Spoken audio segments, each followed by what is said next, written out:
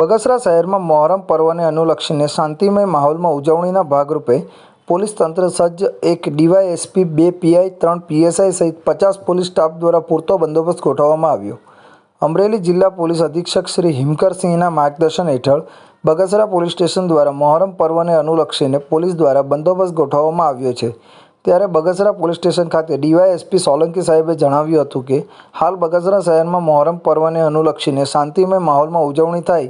તેવા હેતુ અન્વયે એક ડીવાયએસપી, 2 પીઆઈ, 3 પીએસઆઈ સહિત 50 પોલીસ જવાનો સાથે ટીઆરબી અને જીઆરડી દ્વારા તેમને તૈનાત કરી શહેરના વિવિધ વિસ્તારમાં સઘન પેટ્રોલિંગ હાથ ધરવામાં આવ્યું. શહેરમાં લોકો મોહરમ પર્વની શાંતિમય માહોલમાં ઉજવણી થાય અને કોઈ અનિચ્છનીય બનાવો ન બને તેને ધ્યાનમાં રાખી પોલીસ દ્વારા પૂરતો બંદોબસ્ત ગોઠવવામાં આવ્યો.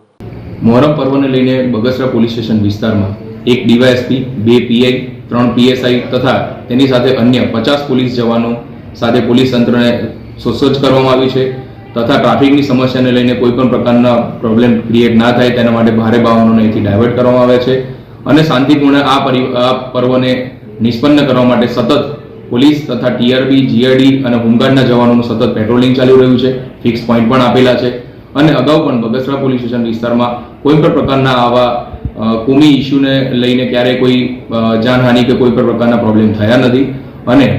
આ પર્વ શાંતિપૂર્ણ રીતે નિષ્પન્ન થાય તેના માટે પોલીસ તંત્ર સંપૂર્ણ રીતે સુસજ્જ છે. અશોક મણવર, તન્ના સમાચાર, અમરેલી.